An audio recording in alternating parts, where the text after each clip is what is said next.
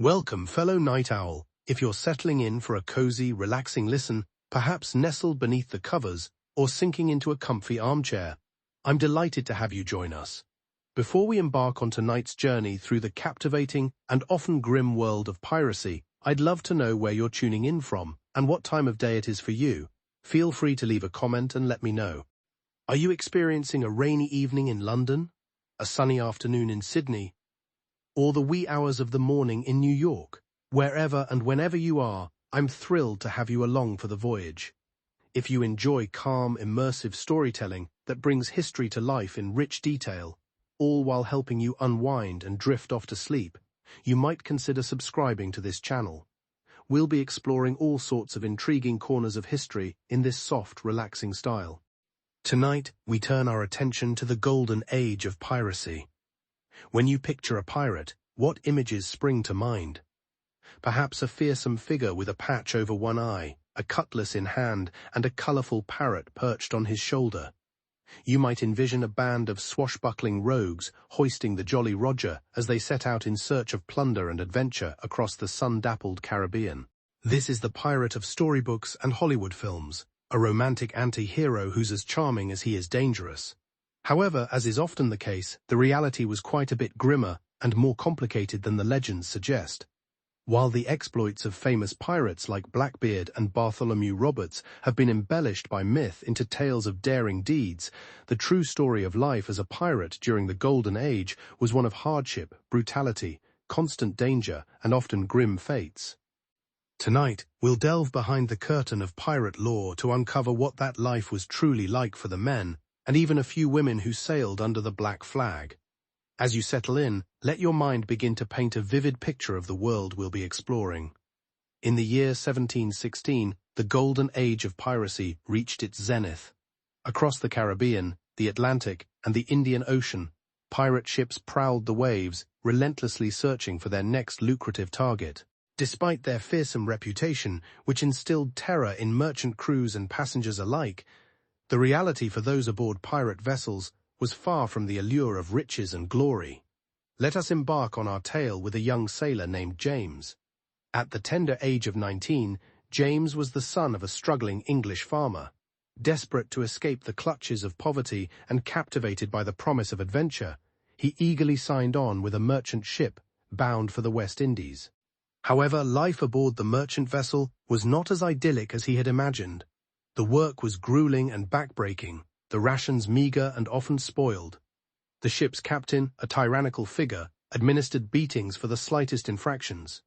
James found himself confined to dark, filthy quarters, sharing space with dozens of other miserable souls. The constant dampness from the seawater that sloshed beneath the decks and the stench of unwashed bodies and bilge water made for a miserable existence. While it offered the faint hope of wages and a chance at a new life in the colonies, this grim reality persisted until James' ship was intercepted by a Royal Navy frigate, short on crew. The Navy captain, resorting to the abhorrent practice of impressment, coerced James and a dozen of his crewmates into service against their will. Now James found himself trapped in an even more dire situation. Forced to labor on a warship for meager wages and subjected to even harsher discipline and dangers, he witnessed his fellow sailors succumbing to scurvy, dissension, and the lash. The constant perils of battle and storms further compounded their suffering. After months of this misery, half-starved and driven to the brink, James and a handful of his desperate comrades seized their opportunity. Their ship had just captured a substantial Spanish prize laden with treasure, and the captain had momentarily relaxed his strict discipline for a few precious hours of celebration. In the dead of night, James and his fellow mutineers stealthily infiltrated the captain's cabin. After a few moments of silent, bloody work, they seized control of the ship, and just like that, they transformed from miserable Navy conscripts into something entirely different, pirates. As you drift off to sleep, let your imagination linger on this pivotal moment. Picture James standing on the blood-soaked deck of his newly captured ship. A crisp Caribbean breeze tousles his hair as he and his fellow pirates hoist the Jolly Roger for the first time. The grim realities of pirate life still loom ahead. There are long stretches of boredom and squalor, and the ever-present threat of the noose. But for that fleeting moment, with the promise of freedom and plunder, perhaps you can comprehend the allure that drew so many desperate men to the Black Flag. We'll leave James there for now as you settle deeper into relaxation, ready to explore more of his world. In our next chapter, we'll delve into the harsh realities of life aboard a pirate ship, the predatory economics, the brutal discipline, and the constant specter of disease and starvation. I hope you'll join me as the story unfolds. Until then, I wish you fair winds and sweet dreams. As the sun descended low over the shimmering Caribbean, the notorious pirate Edward Teach, better known by his fearsome moniker Blackbeard, stood at the bow of his ship, the Queen Anne's Revenge. The sails billowed in the warm evening breeze, propelling him and his crew of hardened brigands toward their next audacious raid. Blackbeard cut an imposing figure against the fiery sky. His thick, dark beard was braided with ribbons, and his towering frame was draped in a swirling coat. But beneath this iconic image lay a far less romantic reality. The harsh, brutal, and often short existence of a sailor turned to piracy in the early 18th century. Born Edward Teach in Bristol, England, around 1680, the future scourge of the seas first experienced naval life as a young privateer during Queen Anne's War. Privateering, a form of legal piracy sponsored by governments to harass enemy ships, introduced the thrilling pursuit and capture of vessels on the high seas. However, when the war ended in 1713, Teach and countless other mariners found themselves unemployed.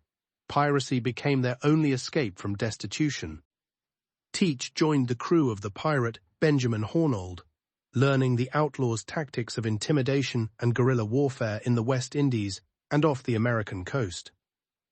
In an era of economic upheaval and inequality, piracy surged as desperate men sought to seize the riches society denied them. Monarchs and aristocrats accumulated vast wealth, while common sailors earned meager wages and endured brutal discipline in the royal navies and merchant fleets. Naval life in the 18th century was a harsh and joyless existence. Rations were inadequate, living quarters cramped and unsanitary, disease rampant, and punishment severe. Sailors were often forced into service against their will, seized by press gangs, and compelled to leave their homes and families for years at sea. Faced with such intolerable conditions, many sailors jumped ship and turned pirate when the opportunity arose. Teach seized command of his own pirate ship, the Queen Anne's Revenge, and earned his fearsome reputation as Blackbeard along the American coast and Caribbean. His name became legendary, evoking both admiration and terror. However, his actual life as a pirate was nasty, brutish, and ultimately short. The reality aboard pirate ships was far grimmer than in most romantic imaginings. Conditions were crowded, filthy, and filled with the constant threats of violence, disease, and malnutrition. Pirates imposed strict discipline on their crews, with harsh punishments like flogging and marooning for any who broke the code. On long voyages far from land, the dreaded specter of scurvy haunted every pirate. This wasting disease caused by vitamin C deficiency ravaged a sufferer's body, causing gums to bleed, teeth to fall out, and old wounds to reopen. Other common scourges included dysentery, typhus, malaria, and yellow fever, which could decimate a ship's crew. Pirates' combat tactics relied more on speed and intimidation than firepower. They aimed to rapidly overtake and board victim ships, then force them into submission through a show of force. Blackbeard in particular honed this psychological warfare to a fine art, cultivating his diabolical appearance and demeanor to instill terror in his targets' hearts. When intimidation failed, combat became vicious, bloody, and often hand-to-hand. Pirates were hardened fighters and notoriously reckless, even suicidal in battle. Many wore an eye patch, not from heroic combat injury, but simply to keep one eye adjusted to the darkness below decks, where the fiercest close-quarters fighting occurred. Despite the perils they faced, most pirates sought paltry rewards. The loot from merchant ships was quickly spent or gambled away in port, leaving little saved or invested. Legends of vast buried treasure notwithstanding, most pirates remained poor, chasing an elusive dream of riches that always seemed just out of reach. Among the pirate ranks of the Golden Age were two women, Anne Bonny and Mary Read, who defied the era's rigid gender roles. Both originally disguised themselves as men to join pirate crews, but their true identities were eventually discovered. By all accounts, they were the equals of any male pirates in ferocity and fighting skill. Irish-born Anne Bonny was drawn into piracy by her lover, Calico Jack Rackham. She earned a fearsome reputation for her ferocity in battle, repeatedly fighting on even as Rackham and his crew cowed drunk below decks. When their ship was captured by British pirate hunters, Bonny was sentenced to hang, but she won a stay of execution by claiming to be pregnant. Her ultimate fate remains unknown. Mary Read, a female pirate, had a similar story. As a young woman, she disguised herself as a man and joined the British military. Later, she turned to piracy in the Caribbean and became a member of the pirate crew aboard the ship Revenge. In the final battle of their pirate careers, Read and Bonny were the only ones who resisted when pirate hunters seized their ship. Read avoided the noose due to pregnancy, but tragically, she succumbed to a fever in her Jamaican prison cell. As British authorities vowed to eradicate piracy, skilled pirate hunters like Woodes Rogers and Benjamin Hornigold relentlessly pursued the most notorious pirates. Despite being former pirate comrades, Hornigold and Rogers accepted royal pardons and now relentlessly stalked their former brethren. Finally, pirate hunter Robert Maynard killed Blackbeard after a fierce battle off the coast of North Carolina in 1718. According to legend, Blackbeard suffered 5 gunshot wounds and 20 cutlass slashes before finally succumbing with his boots on.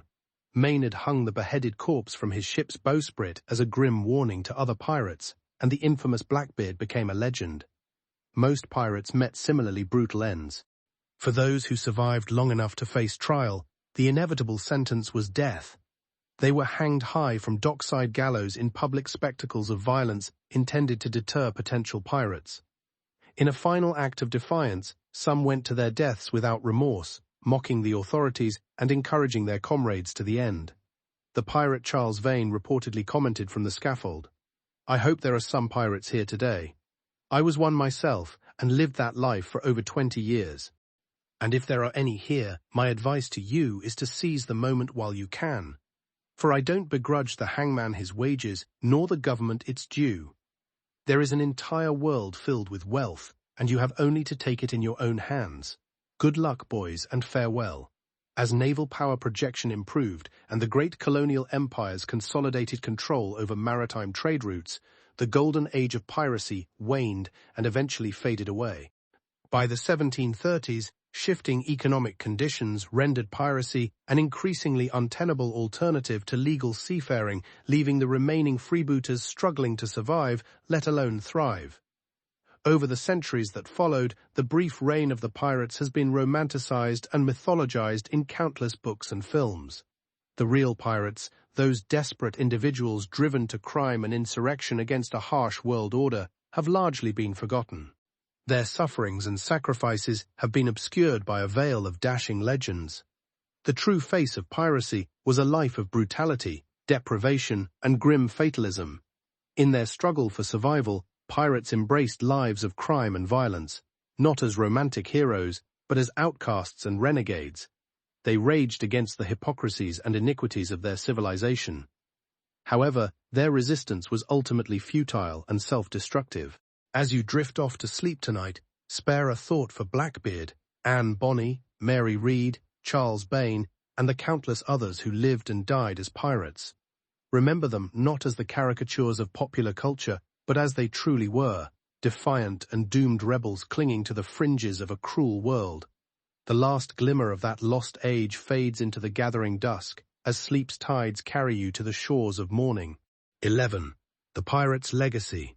As the Golden Age of Piracy faded into history, the real pirates who terrorized the seas would soon be overshadowed by the myth of the pirate that began to take hold in the popular imagination. In the centuries that followed, the brutal realities of pirate life, the hardship, the violence, and the ever-present specter of death gradually gave way to an oddly romanticized image. In books, plays, and later films, the pirate transformed from a desperate criminal leading a short, brutal life into a jaunty, adventurous rogue. The tattered, filthy clothes became flamboyant costumes. The pirate's grim struggle for survival in a hostile world transformed into a dashing quest for glittering treasure. Real pirates, afflicted with scurvy, were reimagined as swigging from bottles of rum. The perilous, often deadly pirate life was reimagined as one of freedom and adventure, a glamorous alternative to the restrictions of civilized society. Figures like Blackbeard, Bartholomew Roberts, and Charles Vane became folk heroes and icons, their grisly ends forgotten or glossed over. Even vicious killers like Edward Lowe were celebrated as rebellious anti-heroes. This romanticized image of pirates captivated the public's imagination, enduring for centuries. However, one wonders what the real pirates of the Golden Age would have thought of this strange second life bestowed upon them by posterity. These hardened men and a few women risked everything for an uncertain share of plunder, enduring unimaginable hardships and usually meeting early and violent deaths. They might have scoffed at or even resented how their lives have been so thoroughly distorted. In the sanitized, romanticized depiction of pirates prevalent in popular culture, we have lost sight of the stark realities of their existence. We have forgotten the rampant disease, the constant threat of death in battle or by execution, the gnawing hunger and thirst, the long stretches of boredom punctuated by terror, and the hard choices driven by economic desperation. The real lives of pirates were not the stuff of adventure yarns and theme park rides. They were brutal and short, filled with suffering and cruelty. Perhaps if these long-dead pirates could speak to us now, they might urge us to remember them as they truly were. Desperate men driven to extremes, not dashing anti-heroes, but struggling souls doing what they thought they must to survive in a harsh and unforgiving world. They might warn us against envying their illusory freedom bought at the price of hardship, violence, and an early grave. And yet the romanticized image of the pirate has remained indelible. The grim realities no match for the allure of the tall tales. The myth has taken on a life of its own, quite apart from the challenging realities of actual pirate life. Consequently, the pirates of the Golden Age will likely continue living their peculiar second lives as dashing adventurers, even as the true stories of their arduous, brutal, and tragically short existences gradually fade, buried like forgotten treasure beneath the more captivating legend. As we've traversed the history of the Golden Age of Piracy, we've discovered that the grim realities of pirate life were a far cry from the romantic myths that have emerged in the centuries since. For most of the men and occasional women who turned to piracy in the early 18th century, it was not a life of adventure and easy riches, but rather one of hardship, brutality, and often an early death. From the desperate economic hardships and harsh naval conditions that initially drove many to piracy to the constant threats of bloody battles, executions, and debilitating diseases they faced during their brief careers, the life of a pirate was not an enviable one. The freedom they sought came at the cost of a challenging and precarious existence. The camaraderie of shipboard life was balanced by the ever-present risk of betrayal or marooning. The lure of plunder was tempered by the often meager and quickly squandered rewards for their risky endeavors. Most pirates never achieved the lasting fame of Blackbeard or Bartholomew Roberts, their names and deeds lost to history. Many met their ends on the gallows, their bodies displayed as a grim warning to others who might be tempted to the pirating life. Still more succumbed to the scourges of injury, disease, and malnutrition that were rampant in the squalid conditions aboard pirate vessels. Vanishingly few lived to see old age or enjoy their ill-gotten gains. Despite these harsh realities, the myth of the pirate as a dashing rogue, a rebellious anti-hero, has proven to be enduringly captivating. Over the centuries since the Golden Age, the grim realities have gradually been overshadowed by the more romanticized legend. The pirate of fiction and film is portrayed as a jaunty adventurer, not a desperate criminal. His life is depicted as one of freedom and excitement, devoid of hardship and brutality. Perhaps this romanticized image has endured because, in our modern lives of comfort and security, we find something alluring about the idea of the pirate as a bold rebel who defies societal structures for a life of adventure. Alternatively, the grim realities of pirate life may simply be too uncomfortable, too at odds with our desires, and so we choose to embrace the myth instead. As we drift off to sleep, let us spare a thought for the real pirates of the Golden Age. Not the romanticized figures of legend, but the flesh and blood men and women who endured struggles and suffered, risking everything for uncertain rewards in a harsh and unforgiving world. Let us remember them as they truly were, in all their flawed and desperate humanity. By doing so, we can separate the pirate of myth from the pirate of history, recognizing both the allure of the legend and the grim realities that lie beneath it. Through understanding the true stories of these long-forgotten outlaws, we may gain a newfound appreciation for the often difficult choices and harsh realities faced by those who lived on the fringes of society, whether in the 18th century or today. With that thought, let us bid good night to the ghosts of the Golden Age of Piracy, allowing their stories, both the grim realities and the enduring myths, to accompany us into our dreams. As the ship's cook diligently prepared the crew's meals, the constant threat of food poisoning loomed over pirate life. With limited means of preserving meats and produce, spoilage was an ever-present danger. Tainted rations could swiftly sicken the entire crew, leaving them vulnerable to disease and unable to effectively man the ship. The cook had to make do with whatever provisions were available, often transforming old scraps and questionable ingredients into barely palatable slop. Typical fare included weevil-infested hardtack, rancid salted pork, and stale biscuits. Scurvy-preventing rations like sauerkraut and lemons were highly prized commodities, jealously guarded and rationed. Fresh water was equally precious and precarious aboard a pirate ship. Cans of drinking water could easily be tainted by algae, insects, or worse.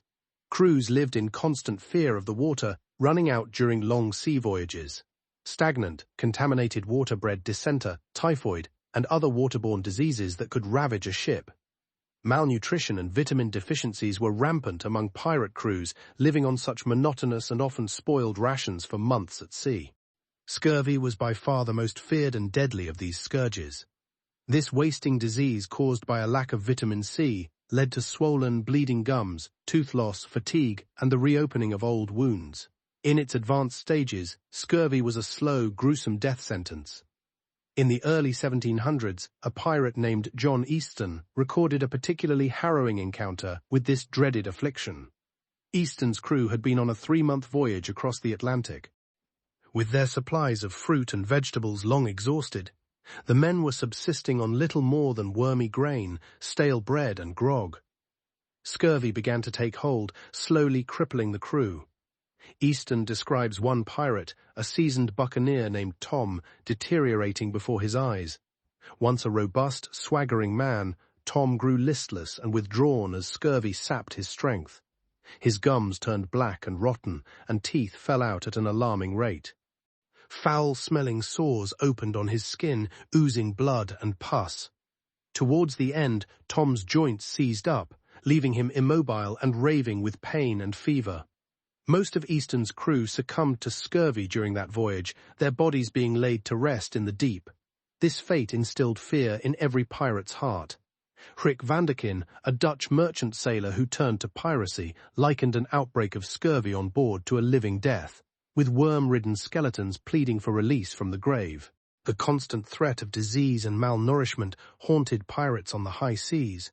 Even when pirates were well-fed and free from scurvy and dysentery, they faced the risk of debilitating tropical illnesses.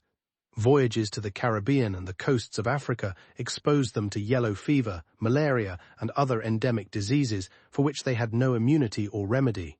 These illnesses could devastate a ship's company like a hot knife through butter. In 1721, the crew of pirate captain Bartholomew Roberts raided shipping along the Guinea coast, also known as the White Man's Grave, due to its notorious disease environment.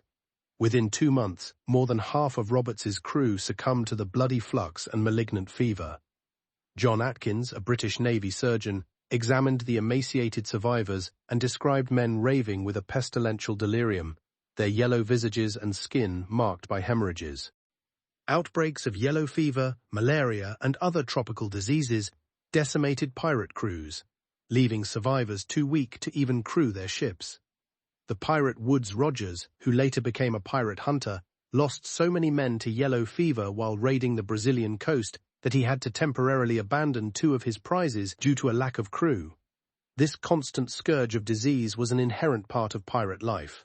Beyond the inescapable threats of malnutrition and illness, pirates also faced the constant danger of grievous injury in battle and shipboard life. Puncture wounds, gashes, lacerations, and blunt force trauma were common occurrences during naval engagements or pirate boarding actions. Even routine work aboard a ship carried significant risks in an era devoid of safety precautions. Falls from the rigging, crush injuries from heavy equipment, and lacerations from frayed ropes and splintered wood were common occurrences. A pirate who sustained a finger, toe, or eye injury from such everyday hazards had little option but to bandage the wound and continue their duties. In the perilous world of piracy, there was no respite for the injured or maimed. Serious wounds and injuries often meant a slow and agonizing death sentence in the age of slavery.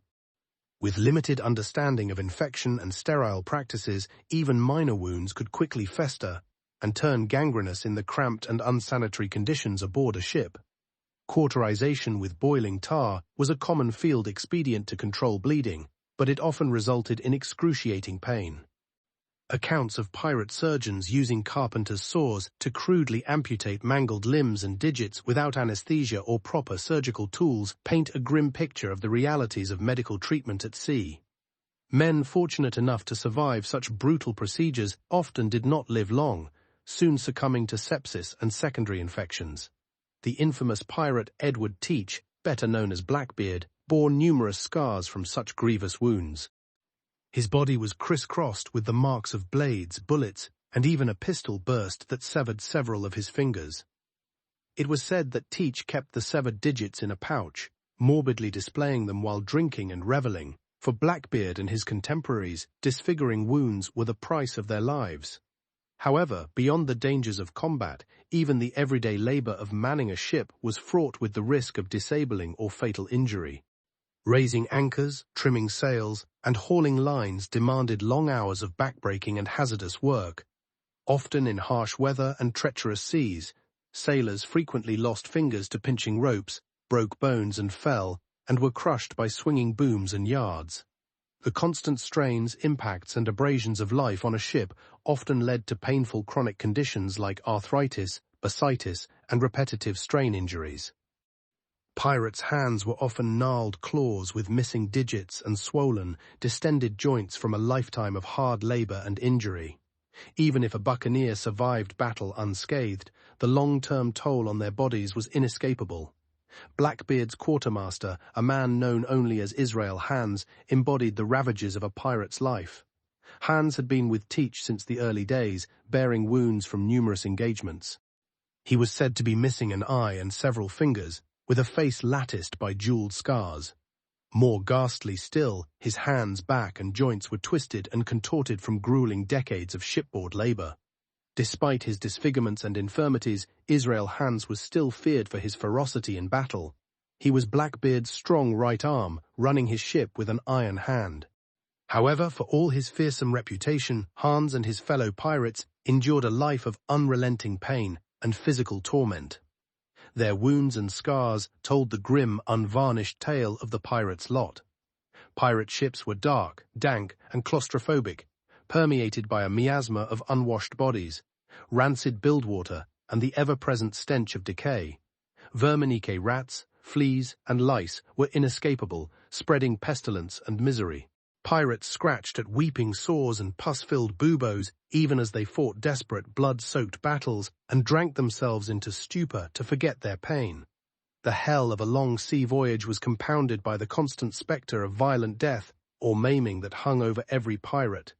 A life of endless toil, privation, and squalor was more often than not cut short by a bloody end in battle on the gallows or racked by agonizing disease. This was the grim reality concealed behind the romantic myths of piracy. Few accounts capture this awful truth more starkly than the last moments of the notorious pirate William Fly. In 1726, William Fly was executed in Boston Harbor for leading a mutiny and turning to piracy. His execution presented a gruesome spectacle. Emaciated by jail fever and burdened with sores and scars, he appeared as a walking corpse even before the hangman's noose ended his life. Despite his dire circumstances, Fly remained defiant to the end, refusing to repent for his crimes and criticizing the injustices and abuses that drove starving men to piracy. His hollow eyes and wasted frame seemed almost a personification of the hardships and miseries faced by pirates. A witness recalled Fly's lifeless, pox-ridden countenance as emblematic of the depravities and misfortunes endured by those who choose piracy. William Fly's grim fate and the deplorable condition of his broken body serve as a stark warning of the harsh realities of pirate life, hidden beneath the romanticized facade. The true face of piracy was not the dashing swashbuckler or the merry rogue of legend, but a man like Fly, ravaged by disease, maimed by violence, driven to desperation and destruction by the hardships and cruelties of his circumstances.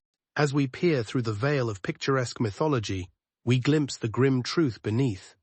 Pirate life was a life of squalor, hunger, disease, and constant danger, where even the bonds of loyalty and brotherhood among buccaneers were often tainted by suspicion, betrayal, and murderous violence. The pirate's life was brutal and usually brief, with few escaping a bloody end. Such was the stark reality of life under the Jolly Roger, where pirates plundered, lured by the promise of untold riches, golden doubloons, glittering jewels, and majestic treasure chests overflowing with booty. These are the romantic images that have long captivated our imaginations when we think of pirates. However, the reality, I fear, was usually far less glamorous or rewarding for the sea robbers of the Golden Age. Contrary to the fanciful buried treasure of stories, the average pirate's plunder was often meager, unpredictable, and far from secure. While Hollywood films portray pirates as living like kings off vast piles of gold, the reality was far different. Pirates often endured long stretches of empty pockets and growling stomachs between scores. The sporadic prizes they managed to seize were usually quickly squandered on rum and revelry at the next port, rather than being saved or buried. Pirates' lives were characterized by constant desperation. They were relentlessly hunted by Navy ships and had few friendly ports for refuge, living in perpetual danger and uncertainty. The only real security lay in their hidden island bases and the solidarity of their pirate brethren, and both demanded ample shares of any treasures taken to maintain their lifestyle.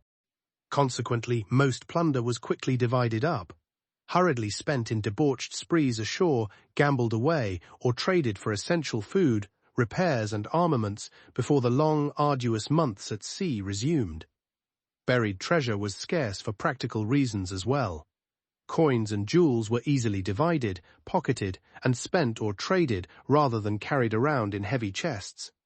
Any cumbersome treasures like artwork or opulent clothing seized from ships would be fenced at the first opportunity.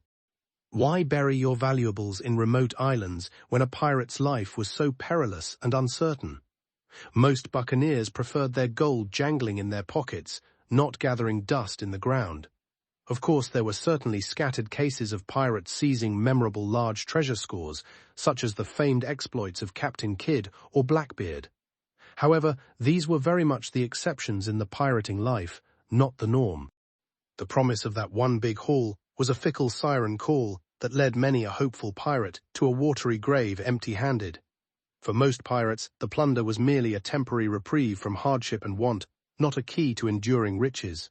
A successful raid might provide a few weeks or months of indulgence in rum-soaked hedonism and the opportunity to replace tattered clothes or repair battered ships.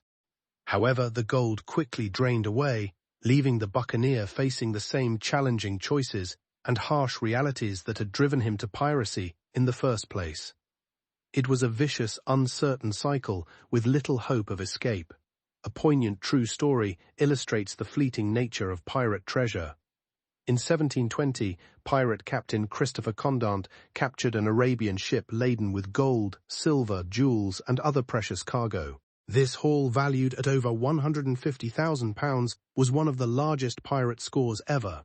Tragically, just 3 years later, Condant had lost it all, squandering every coin on wine, women, and gambling. The once swaggering pirate king died a broken-down alcoholic, begging for drinks in the taverns of Sandang. Despite the risks they took and the blood they spilled, very few pirates ever experienced more than fleeting pleasures of treasure, let alone the enduring myth of glory and riches. The harsh, unforgiving mathematics of the pirating life ensured that most who embarked upon it would end up in unmarked graves, with little more than the clothes on their backs and the lead in their bellies to show for it. In contrast, the pirate could usually count on meager, unglamorous rewards after a raid, such as a few coins in his purse, a hammock to sleep in, and a belly periodically filled with food and rum. These rewards were far from the mountains of glittering gold depicted in storybooks. However, so little about real pirates' short, brutal lives aligned with the romantic myths that would later portray them in lofty terms. Perhaps the most cruel twist of the pirates' plunder was that the ultimate rewards were often reserved for those who had done the least to earn them. Pirate captains, far from the daring swordsmen leading every charge in movies, often lurked in the rear to protect their lives and command.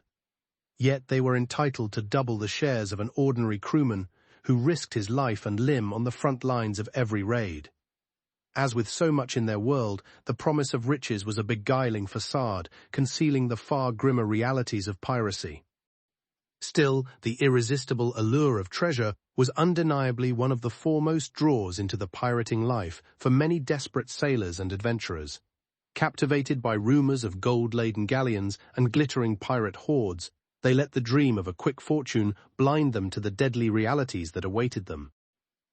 Even if the average buccaneer never saw a fraction of the riches he imagined, the intoxicating thought that the next prize over the horizon might change his fortunes forever was a powerful opiate indeed.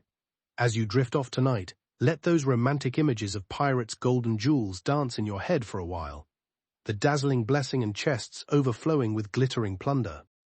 Just remember that for the real pirates of the Golden Age, those visions were but fleeting fantasies glimpsed between long bouts of hardship, tedium, and brutality as their short, hard lives wore away on the sea. The treasure was always just one more illusory figment of the enduring pirate myth, flitting like a tantalizing mirage over far grimmer realities. So, while buried treasure makes for delightful storybook fare, I'm afraid the average seagoing pirate found little more than pockets of desperation and a few doubloons to dull his miseries in his short, uncertain life upon the waves.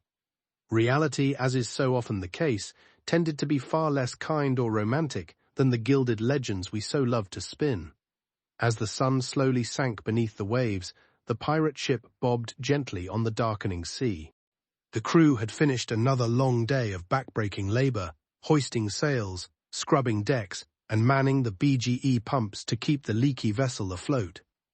As dusk descended, the fortunate ones not on night watch descended wearily into the cramped, foul darkness of the gun deck. They sought a few precious hours of sleep in swaying hammocks, but privacy was a luxury aboard a pirate ship. The crew lived in a rat-infested barrel, crushed together like sardines. The gun deck, a long, narrow space, just 5 feet high, stretched the entire length of the ship.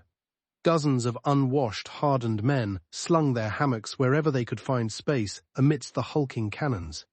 The air was thick with the stench of sweat, tar, tobacco smoke, and the sickly sweet aroma of rock gut rum.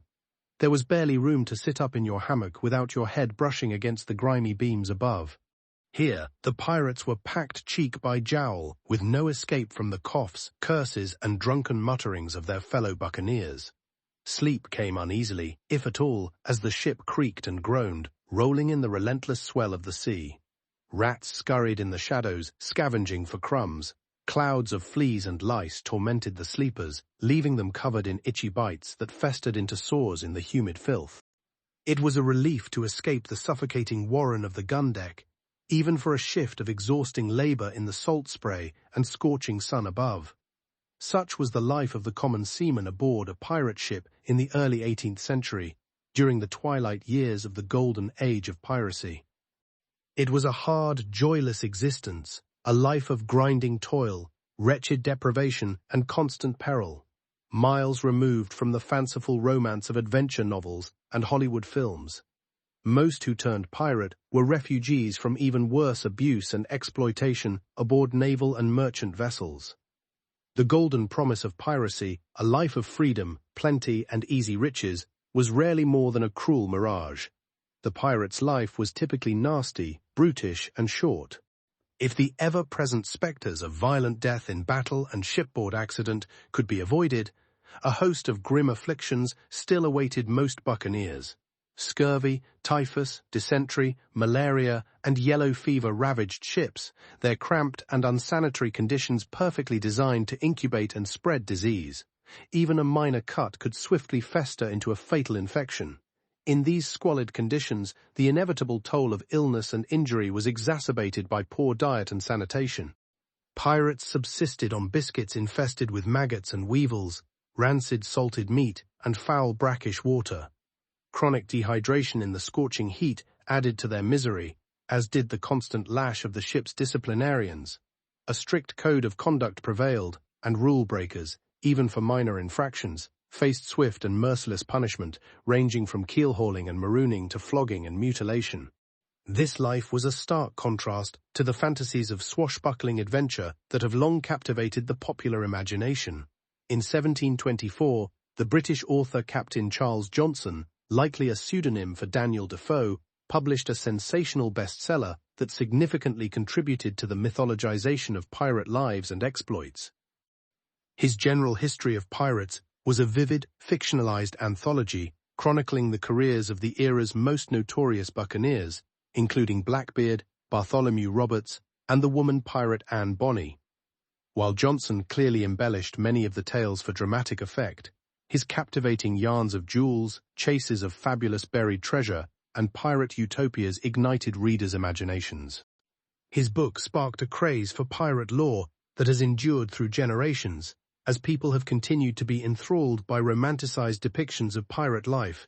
However, the reality for the vast majority of pirates was one of constant danger, hardship, and squalor, devoid of riches or glory. Most who chose piracy did so less out of dreams of golden plunder and glorious liberty than out of sheer desperation to escape even more dire circumstances.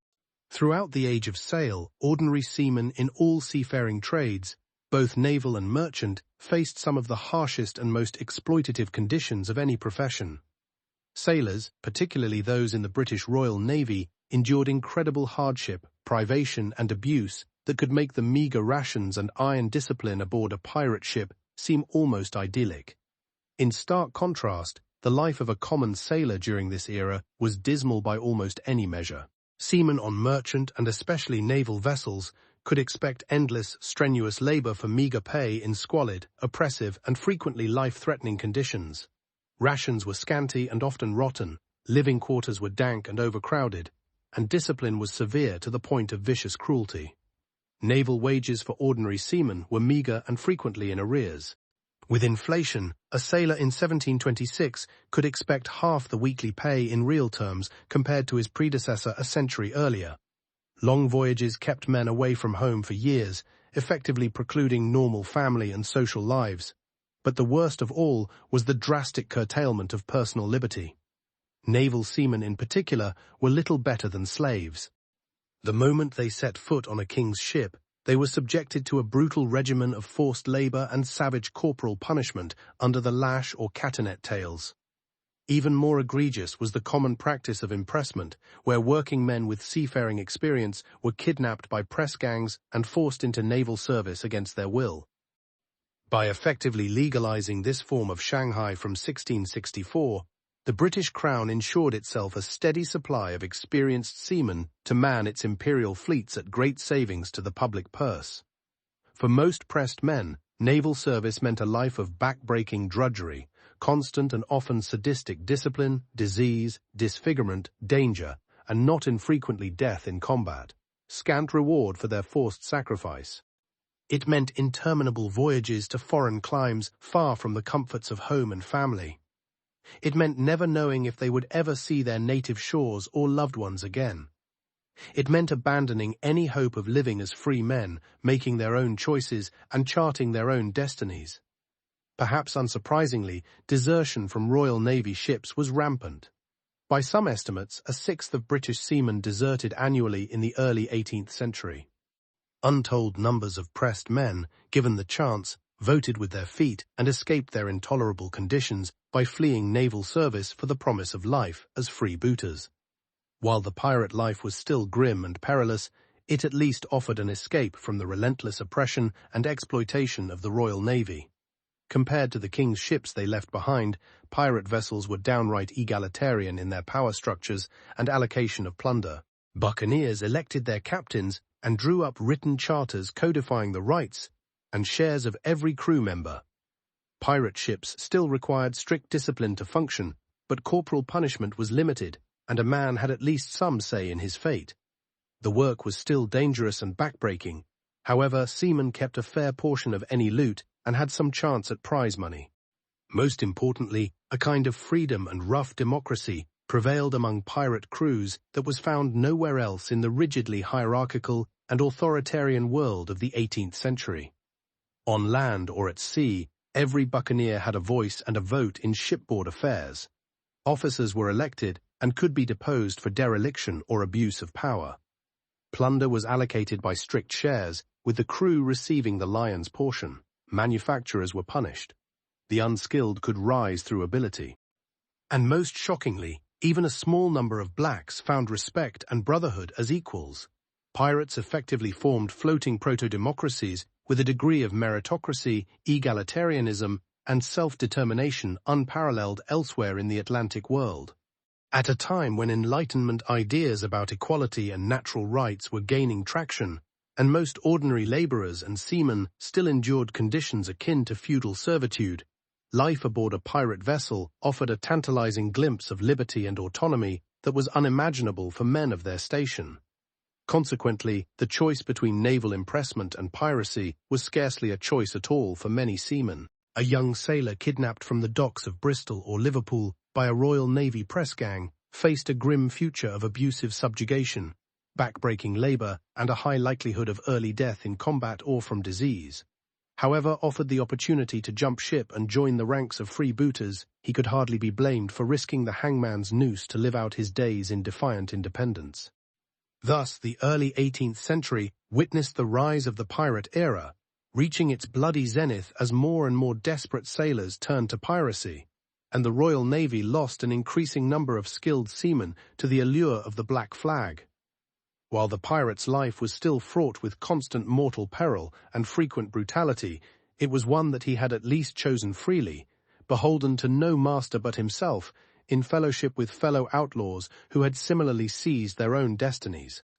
Consider the case of young Edward Cobb, an able seaman who was pressed into service aboard the HMS Bologna in 1716.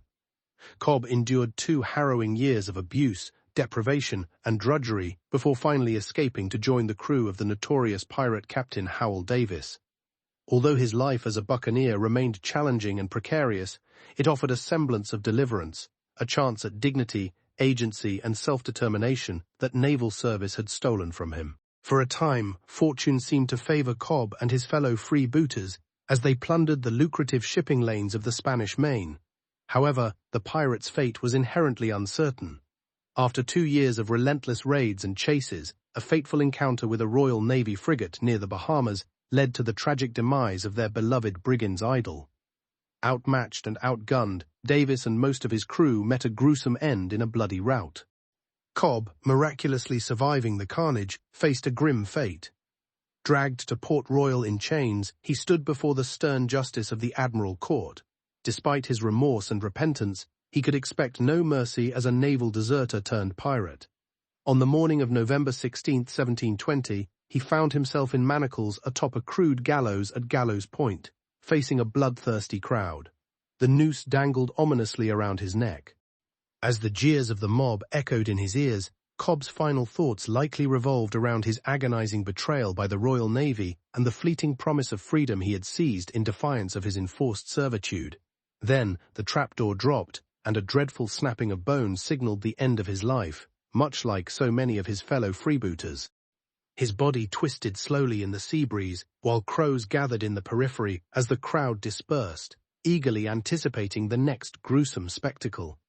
Thus Edward Cobb, the buccaneer, met his demise through the marshal's dance, a fate that awaited the unfortunate majority of those who embarked on the perilous and arduous journey of piracy. Remarkably, a few extraordinary women also carved their names into the annals of piracy during the Golden Age. Among them were Anne Bonny and Mary Red. Unlike the overwhelming majority of female contemporaries, forever bound to domestic drudgery and confined by the men who owned them as wives and daughters, Bonny and Red seized the freedom of the outlaw and lived lavishly on the high seas.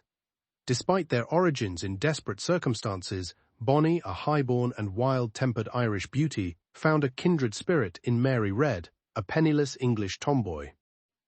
The two women, kindred spirits, were driven to piracy by rebellion against the soul-crushing futures that limited their sex. Bonnie fled scandal and an arranged marriage to elope with the penniless sailor Jack Rackham, red-bound her breasts, took a male name, and sought her fortune as a soldier, then as a buccaneer. Together they forged a defiant sisterhood, fighting and carousing alongside the men, asking and giving no quarter in combat. For a few short years, Bonnie and Red lived with a brash, dizzying freedom that was otherwise unthinkable for women in the 18th century. However, their idyll proved tragically brief. Ironically, it was the very womanhood whose shackles they had so boldly thrown off that undone them. Captured after a fierce battle off Jamaica and unmasked as women, they found their sex afforded them no path to clemency. Rackham and the rest of the crew faced summary hanging, while Bonnie and Reed were condemned to await trial and near certain execution in the fated squalor of a Jamaican prison. Bonnie and Reed never faced that final dance at Gallows Point. Both escaped the noose by pleading the belly, the legal reprieve afforded to pregnant women. Reed succumbed to jail fever, and her child was stillborn. She died in her cell mere days before her scheduled execution. Of Bonnie's ultimate fate, nothing definitive is known. She simply disappeared from the record after the birth of her child. Some said she reconciled with her arranged father and lived to a ripe old age as a respectable matron.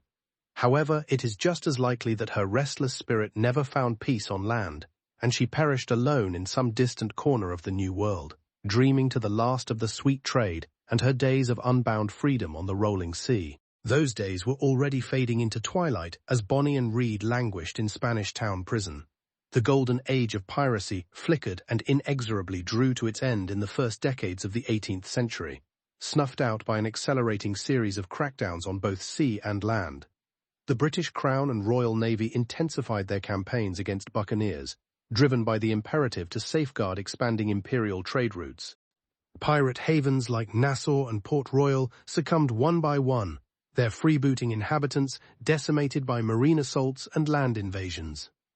Pirate hunting evolved into a lucrative industry, as the Admiralty contracted private men of war to hunt down and eliminate the notorious Brian Scourge. Pirate hunters like Woodes Rogers and Benjamin Hornold, who had once been pirates themselves, now became mercenaries serving the Crown. Rogers, in particular, was a relentless and merciless pirate hunter, pursuing his former comrades with unwavering zeal. In 1718, the king appointed him Royal Governor of the Bahamas, specifically tasked with eradicating the pirate threat. Rogers embraced the mission with fervor, declaring a blanket pardon for all pirates who surrendered, while vowing to annihilate with fire and sword those who refused. True to his word, he turned the gun-smoke-choked waters surrounding Nassau into a crimson sea of violence through a series of savage clashes with recalcitrant freebooters. The infamous Charles Vane held out the longest, engaging in a desperate guerrilla war of evasion. However, the tide was turning. Within a year, the pirate republic crumbled, replaced by a heavily fortified crown colony. As a shrewd administrator and a ruthless pirate hunter, Rogers aimed to transform the Bahamas into a law-abiding commercial hub. Utilizing the island's strategic location, he fostered a thriving trade in salvaged cargo while developing the infrastructure of Nassau town. His carrot-and-stick approach proved effective. Pardoned pirates flocked to accept clemency and the prospect of a new, peaceful life as settlers. Nevertheless, diehards like Vane fought valiantly to the end and were duly hanged for their obstinacy. Once the beacon of the Golden Age, Nassau now stood as the gallows of its final resistance. This story unfolded repeatedly across the Caribbean as the noose tightened around the pirate world, with their former havens falling like dominoes. Port Royal, Tortuga, St. Thomas, St. Croix, even remote Madagascar, where freebooters once found sanctuary, concealing their plunder and reveling in liberty, became increasingly plagued by royal garrisons and the relentless pursuit of Admiralty's justice. Ever-rowing convoys of naval frigates and private pirate hunters relentlessly pursued the surviving buccaneers at sea, while the diminishing spaces offered them safety or ensnared them on land.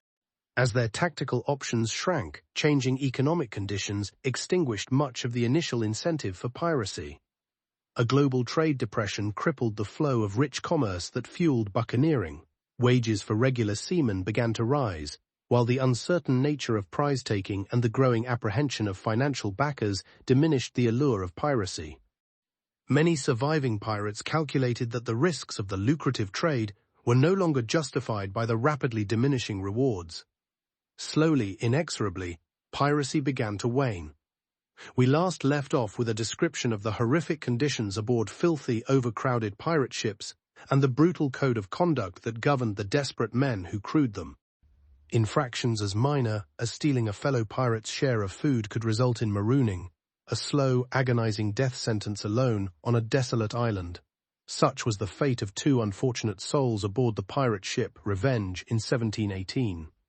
Convicted by the crew of stealing extra rations, the two men were cast ashore on an uninhabited spit of land off the Bahamas, armed only with a flask of gunpowder and a bottle of rum to hasten their demise.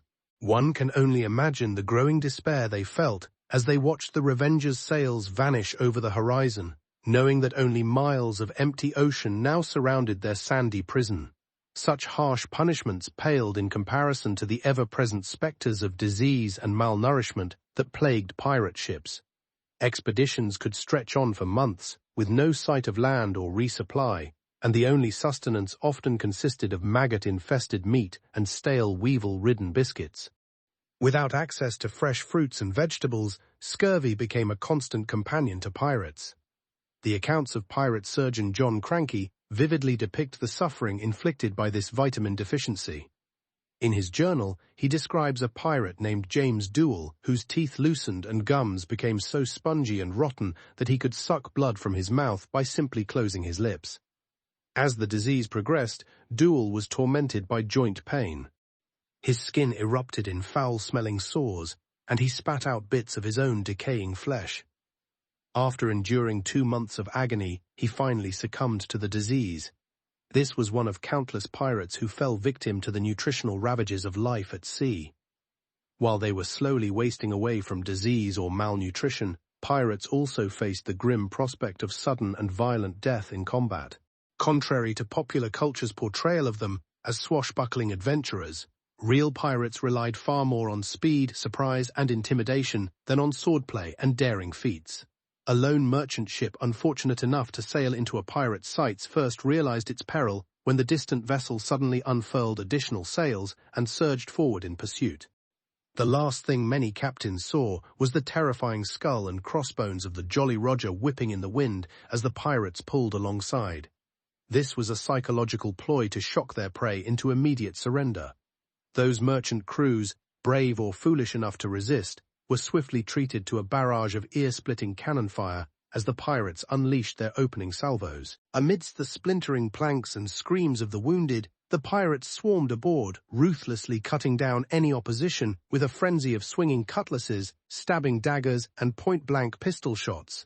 Such was the grim fate of the Dutch merchant vessel Danve in 1717 when it had the unfortunate encounter with the pirate Edward Teach, better known to history as Blackbeard. Surviving accounts describe Blackbeard's crew unleashing a ferocious barrage upon the Dutch ship, the Dynie. The attack reduced its main mast and many of its crew to bloody splinters. As the pirates boarded, the Dutch seamen desperately attempted to barricade themselves below decks. However, the hatches were torn open, and they were picked off one by musket fire or forced back topside at sword point. Within minutes, the decks were slick with blood, and the pirates had complete control. Blackbeard, a towering figure with a wild black beard braided with ribbons, strode through the carnage, a necklace of his victim's ears bouncing against his chest. He ordered the Dinverd thoroughly plundered, even having his men hack gold inlay out of the ship's woodwork. Barrels of sugar and sacks of coffee were loaded aboard his ship, the Queen Anne's Revenge. The surviving crew was stripped of their clothing and possessions. With a mocking bow, Blackbeard departed the shattered ship, leaving its crew to limp back to port and spread terrified tales of the monstrous pirate. Despite risking scurvy, maiming, and violent death, one might imagine that pirates who survived a raid were handsomely rewarded. The promise of treasure was certainly alluring to desperate men, but the reality was often far less glamorous than the fables of buried chests groaning with gold and glittering jewels. Most of a pirate's plunder consisted of everyday trade goods filling merchant ships, Bolts of cloth, barrels of flour, sacks of tobacco, items that could be sold in port for a modest profit, but hardly made one rich overnight. Spanish treasure galleons made irresistible targets, but were relatively rare and zealously guarded by warships. What profit pirates did make was divided according to a fiercely egalitarian code. A share was even allotted for the ship's fund to compensate crew members who lost limbs in battle. The lion's portion went not to the captain, but to the crew, with even the lowest seamen guaranteed their share. This was one reason for the brutal discipline aboard pirate ships. Each man jealously watched his fellow pirates for any hint of unfairness that might deprive him of his rightful share. When shares were distributed, pirates quickly indulged in drinking, gambling, and squandering their earnings in the nearest port in a riotous display of vice and excess. For most pirates, the promise of wealth was an elusive siren song that drove them to take increasingly risky and depraved actions, yet always remained just out of reach. They pursued a fantasy of riches and freedom, even as the harsh realities of shipboard life gradually drew them closer to a watery grave or the hangman's noose. However, not all souls aboard pirate ships were desperate men driven to crime. A handful of women carved out a place in this brutal world by disguising themselves as men to seek the promise of adventure and autonomy denied their gender on land. Two rose to infamy and became notorious figures haunting the seas in the early 1700s. Their names were Anne Bonny and Mary Red. Both had grown up on the fringes of society and found their way into piracy through clandestine means.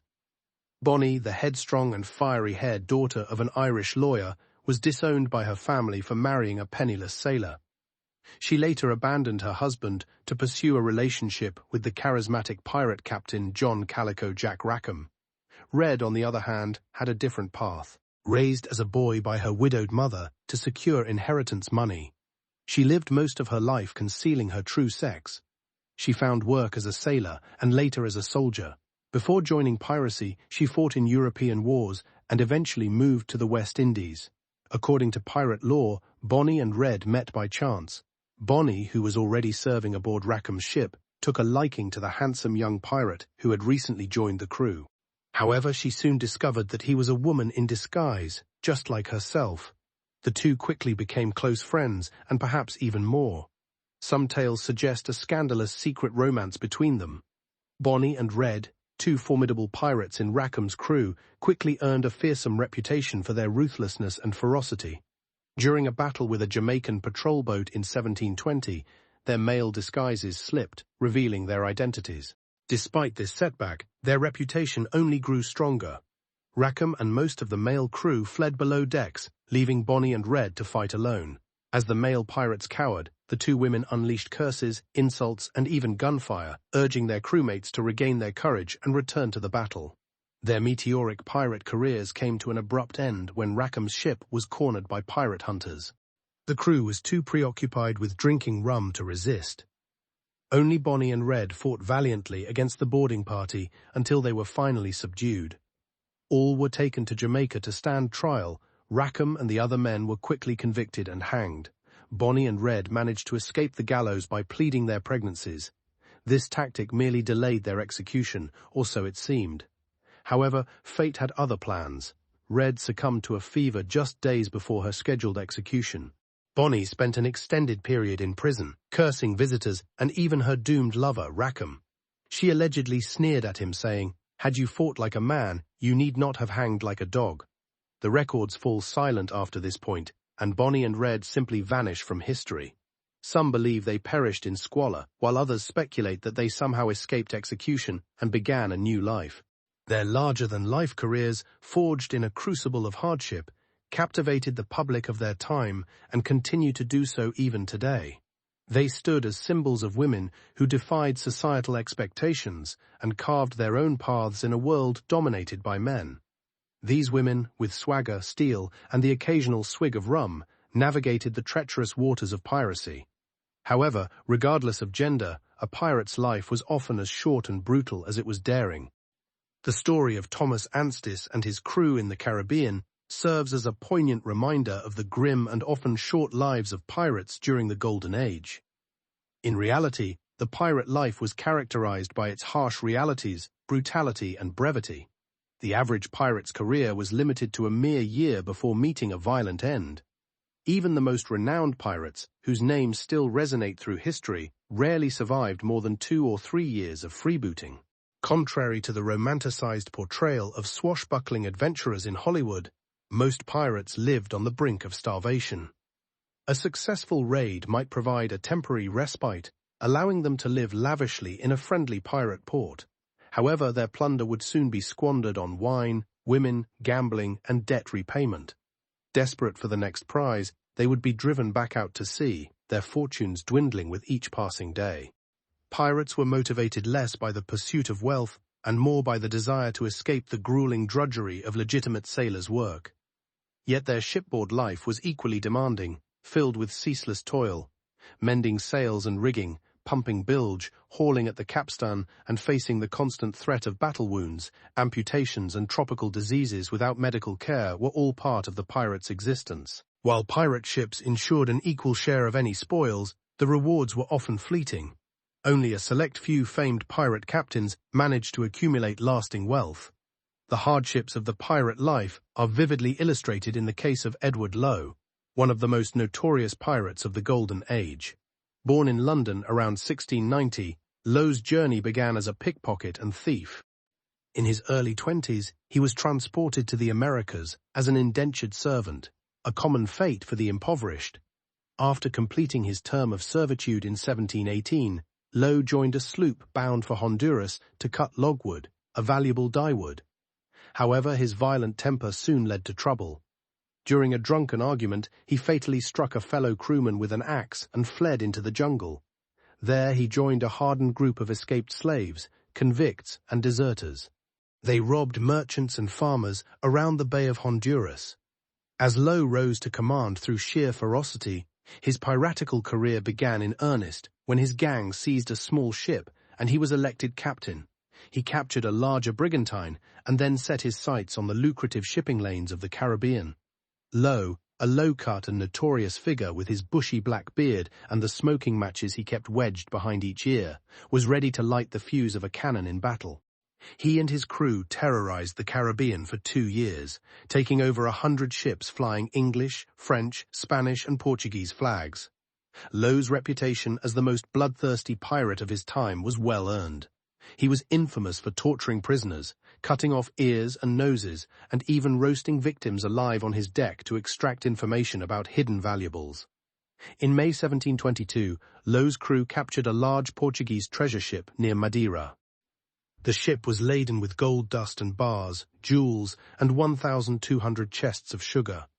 Lowe's men forced the passengers and crew onto the deck, stripped them naked, and then hacked them to pieces one by one, throwing their bodies overboard with glee. However, just a year after this massacre, Lowe's luck ran out. While cruising near the Azores, his ship was overtaken by a British man of war, the HMS Greyhound. After a fierce battle, Lowe escaped capture by leaping into a small boat and fleeing with a few men. But he had nowhere to hide. Ultimately, he was left adrift in a tiny pinnace without adequate food or water. Lowe was never seen again. Some speculate that he died a lingering death, starving alone and raving mad on the open sea. A fitting end for such a vicious killer, but also a stark reminder of the delusions of grandeur that led so many desperate men to embrace the pirate life during the brutal era of the Golden Age. The promise of freedom and riches often delivered only a world of suffering and a lonely anonymous demise. As the Golden Age waned in the 1720s, colonial officials were eager to make an example of any pirate crews they captured. The British Navy had clamped down and was aggressively hunting pirates throughout the Caribbean. Trials of pirates became media sensations in London, with crowds flocking to see the notorious villains in the dock. Daring tales of their crimes were rushed into print in popular pamphlets and newspapers. The pirate captain Bartholomew Roberts, known as Black Bart, was a prime target for the pirate hunters. As the sun dipped below the horizon, the pirate ship came alive with activity.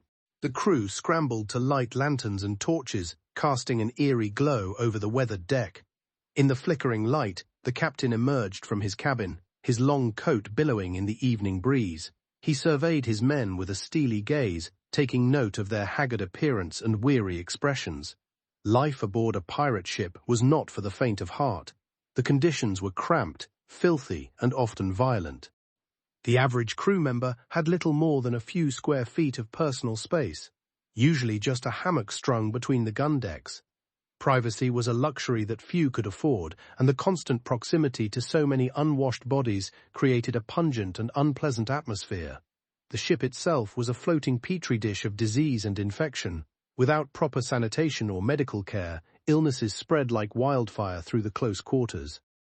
Scurvy was a particularly feared affliction caused by a lack of fresh fruits and vegetables in the pirates' diet.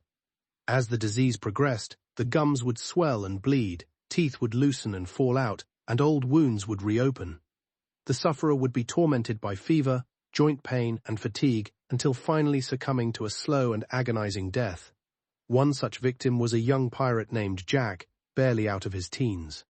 He had joined the crew in search of adventure and riches, but after months at sea with nothing but salted meat and heart attacks to eat, the first signs of scurvy began to appear. Initially, he tried to hide his symptoms, fearing that he would be perceived as weak and unfit for duty. However, as the disease ravaged his body, it became impossible to conceal. The ship's surgeon, though he was a surgeon, could do little to help. His medical knowledge was rudimentary at best, and his tools were often rusty and unsterilized. He prescribed a concoction of pus from urine and gunpowder to be applied to Jack's bleeding gums, but it only served to intensify his agony. As Jack's condition worsened, he became a pariah among the crew, shunned and avoided like a leper. In desperation, he sought out the captain, hoping for a reprieve from his duties so that he might rest and recover. But the captain, not a man given to mercy, saw illness as a sign of weakness and had no place for weakness on his ship. With a sneer of contempt, he ordered Jack to return to his post despite his obvious suffering. For days, Jack struggled to keep up with the demands of shipboard life. His body was racked with pain, and his mind was clouded by fever. He stumbled through his duties, leaving smears of blood on the ropes and railings as he went. At night, he would collapse into his hammock, too exhausted even to remove his boots. Finally, during a particularly stormy watch, Jack's strength gave out. He collapsed on the deck, his body convulsing in agony. The crew stepped over and around him, too preoccupied with their own tasks, to spare him a second glance. It was there, sprawled on the wet and splintered wood, that Jack took his final breath. Just another casualty of the pirate life. His body was unceremoniously tossed overboard, disappearing into the churning waves without so much as a prayer. Piracy, a life fraught with peril, claimed the lives of many. Disease, battle, or execution awaited those who dared to venture into this perilous world. Combat was a brutal affair, devoid of mercy or quarter. Pirates, renowned for their ferocity, wielded cutlasses and flint-lock pistols with deadly precision. Yet even the most seasoned fighters could fall victim to a well-placed musk ball or cannon blast. Those who survived the fight often regretted their decision. Wounds quickly became infected in the unsanitary conditions aboard ship, and amputation was the most common treatment for severe injuries. The ship's surgeon would amputate the damaged limb with a saw, cauterizing the stump with boiling tar to prevent bleeding. If the patient was fortunate, he would merely pass out from the pain. If not, his screams would echo through the ship for hours on end. Even if a pirate managed to escape death by illness or injury, he still faced the constant threat of capture and execution. The British Navy and other maritime powers regarded piracy as the lowest form of criminal scum, showing no mercy to those who engaged in it. Captured pirates were subjected to brutal interrogations and torture before being publicly hanged as an example to others. One of the most infamous victims of this fate was the notorious pirate captain Charles Vane. Vane, a man of fearsome reputation, had terrorized the Caribbean for years, amassing a fortune in plundered gold and jewels. However, his luck finally ran out when he was captured by a British naval vessel in 1720. Vane was taken back to Jamaica in chains and put on trial for his crimes. The overwhelming evidence against him led to his swift conviction. On the day of his execution, Vane was paraded through the streets of Port Royal, his hands bound behind his back and a noose around his neck. A jeering crowd pelted him with rotten fruit and dead cats as he stumbled towards the gallows. At the scaffold, Vane was given a chance to speak his last words. Instead of expressing remorse or seeking mercy, Charles Vane, the notorious pirate of the Caribbean, used his final moments to curse his captives and vow vengeance from beyond the grave. As the executioner tightened the noose around his neck, Vane unleashed a torrent of profanities so vile that several women in the crowd fainted dead away. With a sickening crack, his life came to an end, and Charles Vane, the scourge of the seas, was laid to rest. His body was left to rot in the sun as a grim warning to other would-be pirates, a stark reminder of the fate that awaited those who chose a life of crime on the high seas. However, even in death, the legend of Charles Vane endured. Tales of his exploits spread far and wide, becoming more embellished and fantastical with each retelling. Over the years, he transformed from a vicious criminal into a romantic anti-hero, a symbol of rebellion against the oppressive forces of the British Empire. This fate would befall many pirates in the centuries to come. As the Golden Age of Piracy faded into history, the brutal realities of pirate life gradually faded from memory, replaced by a mythology of adventure, romance, and buried treasure. In books, plays, and eventually films, pirates became dashing rogues and lovable scoundrels, their crimes and cruelties glossed over in favor of a more palatable narrative. Yet the truth of the pirate life was far darker and more complex than any storybook could capture. For every swashbuckling hero like Captain Jack Sparrow, there were dozens of men like poor Jack, the scurvy-ridden deckhand, whose suffering and sacrifice have been lost to history. And for every glamorous tale of buried treasure and daring escapes, there were countless stories of brutality, disease, and despair. Perhaps that is why we continue to be fascinated by pirates, even as we recoil from the grim realities of their existence.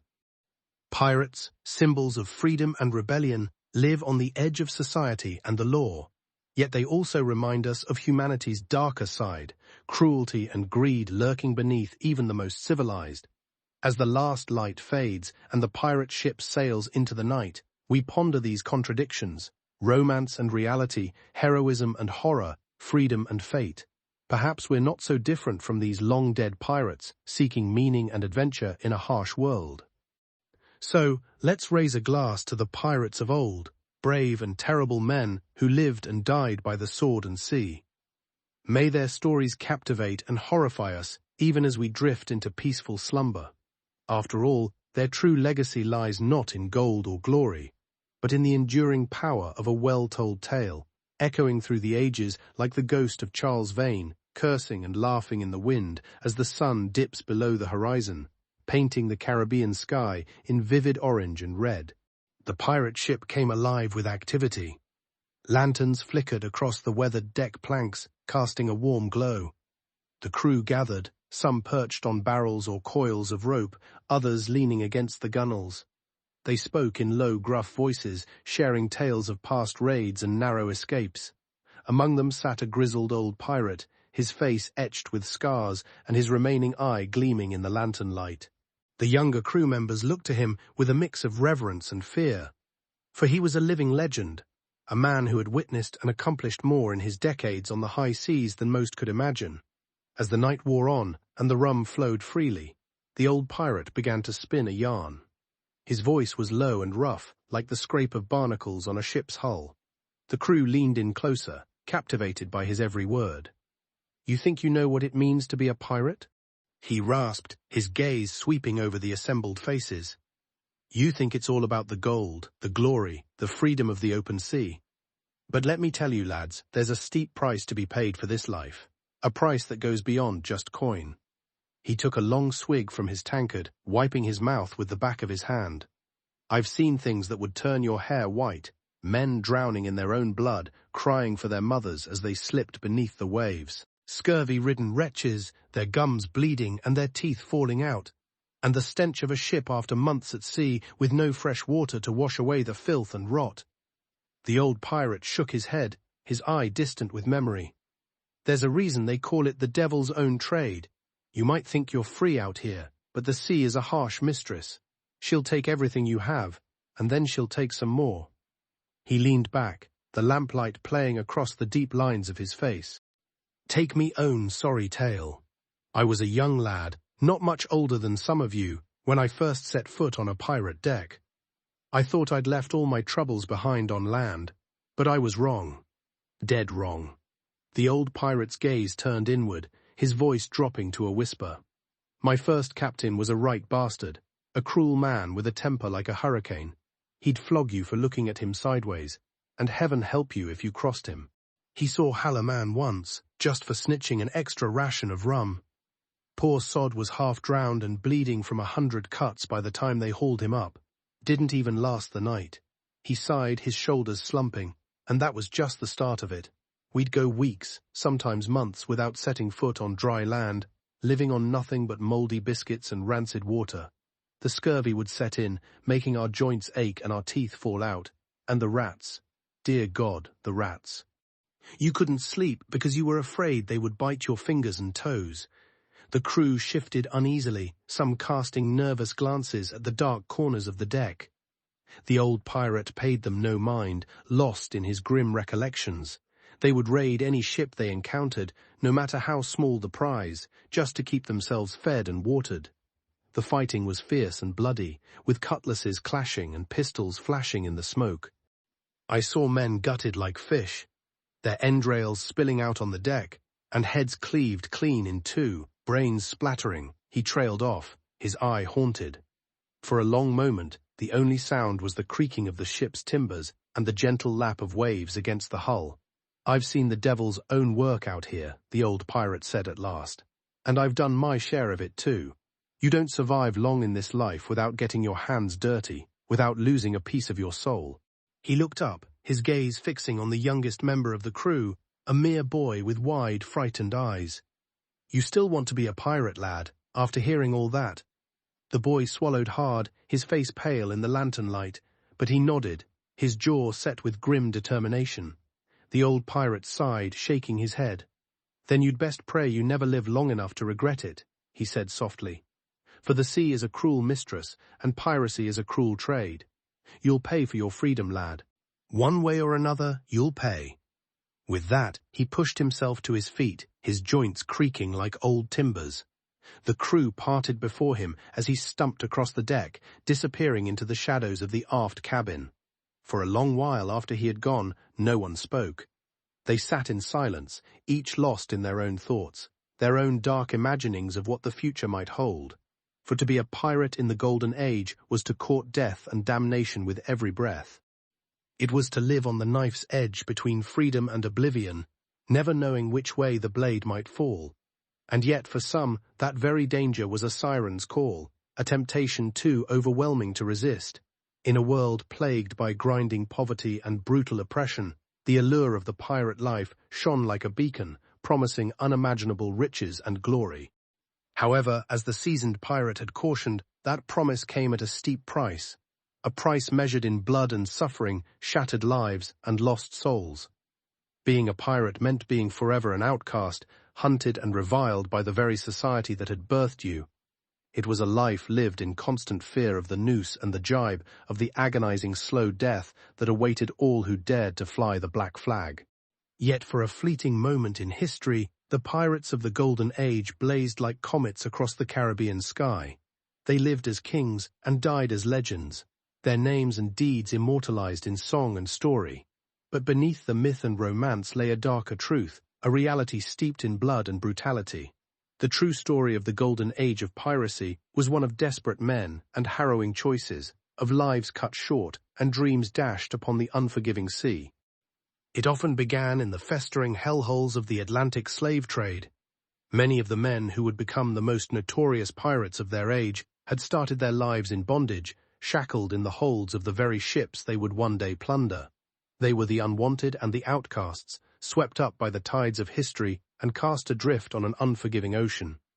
Some were runaway slaves, others indentured servants who had fled their master's cruelty. Still others were former sailors, men who had served in the navies of Europe's warring empires, only to be discarded like so much refuse when the fighting was over.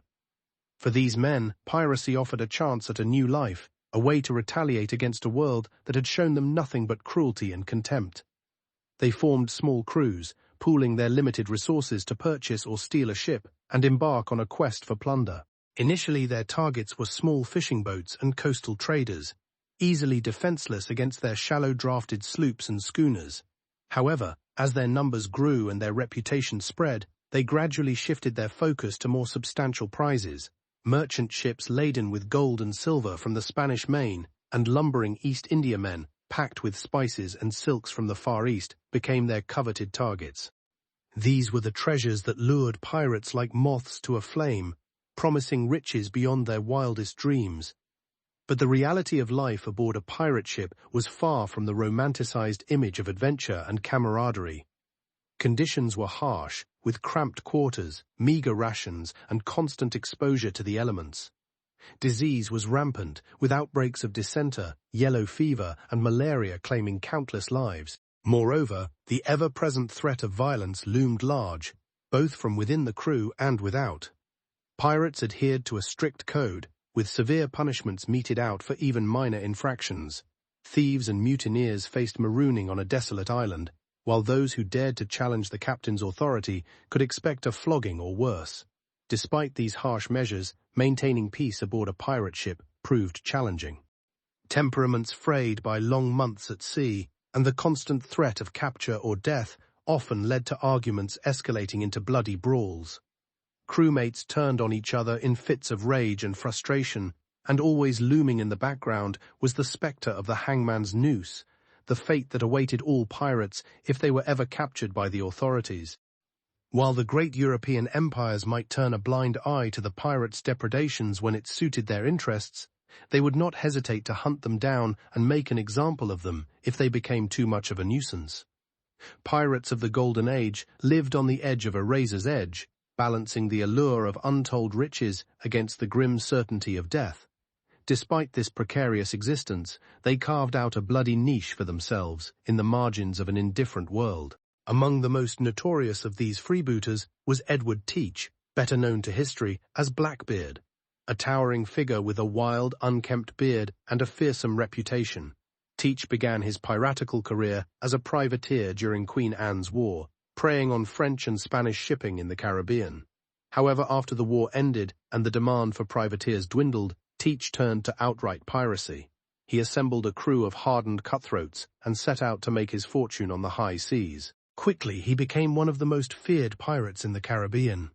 His intimidating appearance, with his long braided beard and the habit of lighting fuses in his hair before battle, instilled terror in the hearts of his victims. Despite his fearsome reputation, Teach was also known as a cunning and charismatic leader who inspired fierce loyalty in his crew. He was said to be a fair and generous captain, dividing the spoils of his raids equally among his men, and never hesitating to put his own life on the line in battle. This combination of ruthlessness and charisma made Blackbeard a formidable foe, one who plagued the shipping lanes of the Caribbean for years before finally meeting his end at the hands of a Royal Navy expedition in 1718. Even in death, the legend of Blackbeard endured, his name and deeds immortalized in the annals of pirate lore. In an era when life was cheap and death came swiftly, the pirates of the Golden Age seized their moment in the sun, living fast and dying young in a blaze of glory. However, for all their bravado and daring, the reality of life as a pirate was far from the romantic ideal. It was a brutal and unforgiving existence. Piracy, a perilous endeavor, was a daily struggle against the elements, disease, starvation, and the constant threat of capture and execution. Many pirates, perhaps even the majority, met their end not in glorious battles or with chests of plundered gold, but in squalor and misery. Their bodies ravaged by scurvy or dysentery, their minds shattered by the relentless demands of life on the edge. Even those who survived to enjoy their ill-gotten gains found their rewards fleeting. Without a safe haven and no means to protect their wealth, pirates quickly lost their treasure to their own greed or the hands of their fellow buccaneers. Ultimately, the Golden Age of Piracy was a brief and bloody chapter in Caribbean history. It was a time when desperate men and women seized their destinies, setting out to make fortunes on the high seas. However, for all its tales of adventure and daring, the true legacy of the Golden Age was one of suffering and brutality. Lives were cut short, dreams dashed upon the rocks of an indifferent world. As the old pirate had warned the young crew member, it was a life that exacted a heavy price from all who chose to embrace it. A price paid in blood and anguish, in broken bodies and shattered minds.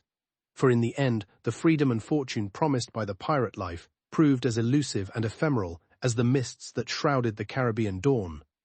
Those who chased that dream would forever be haunted by its spectre. Their lives and fates were inextricably bound to the cruel mistress that was the sea. As the night wore on and the crew drifted off to their hammocks one by one, the old pirate remained on deck, his gaze fixed on the distant horizon. He knew all too well the price he had paid for his life of piracy, the toll it had taken on his body and his soul. Even in his darkest moments, he couldn't bring himself to regret his choices.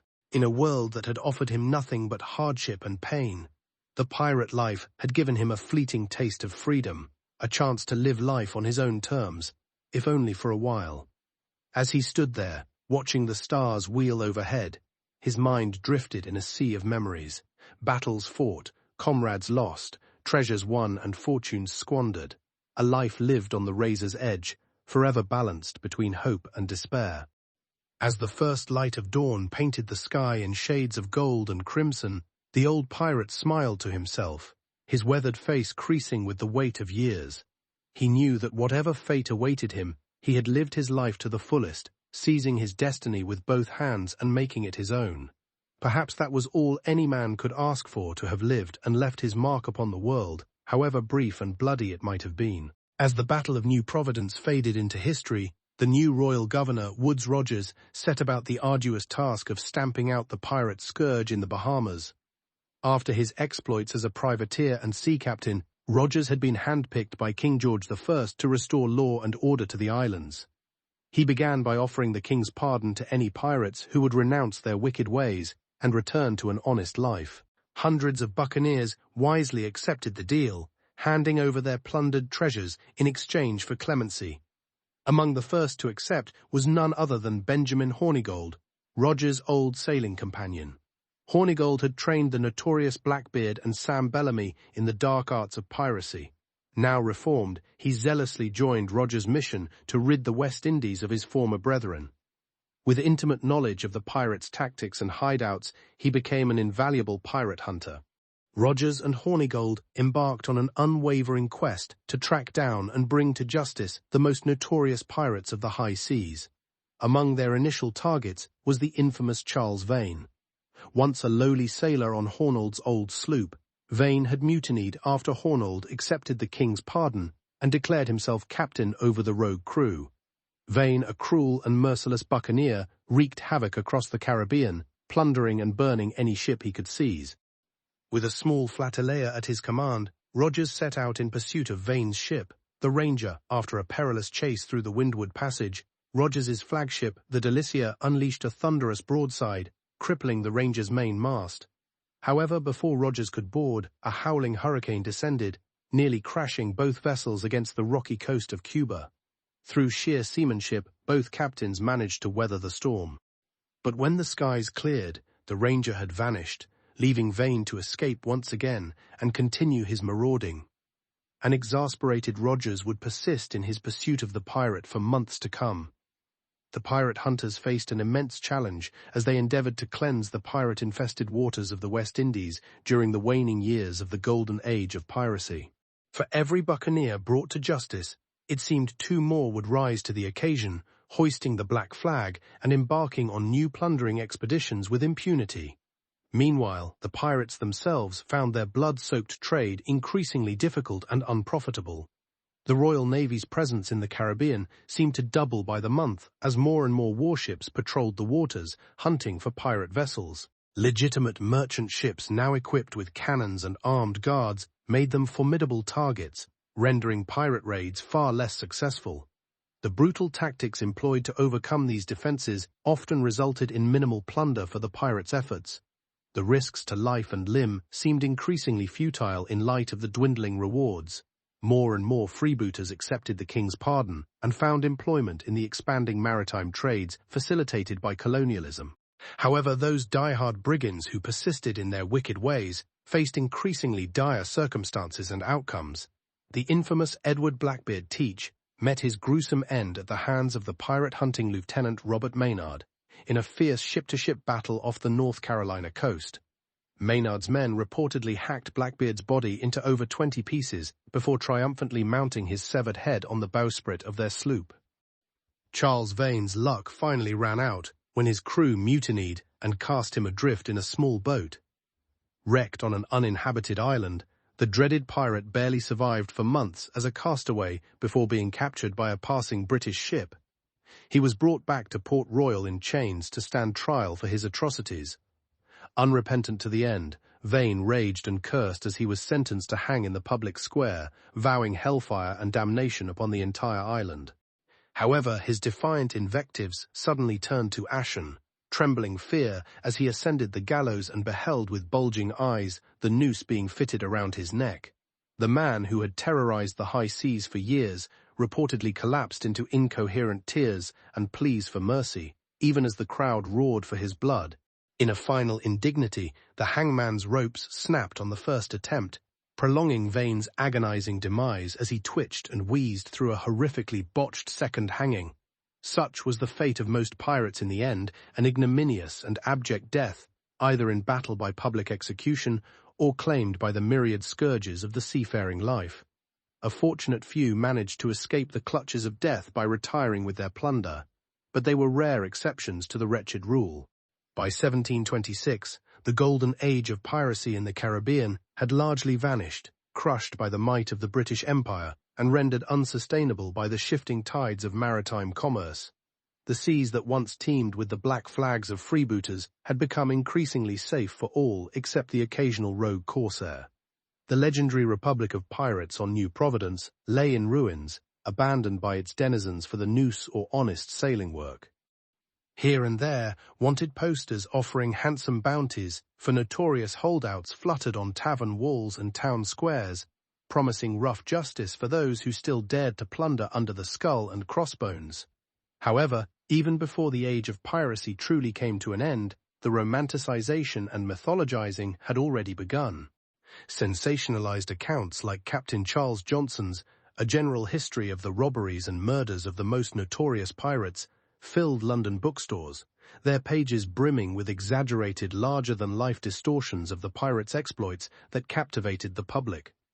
Over the ensuing centuries, the improbable legion of the noble pirate would only grow in the popular imagination, culminating in our familiar modern depictions of jaunty, adventurous rogues. Ubiquitous Halloween costumes of eye patches, peg legs, and stuffed parrots on shoulders. Disneyland rides where animatronic buccaneers belt out jaunty sea shanties as they pillage.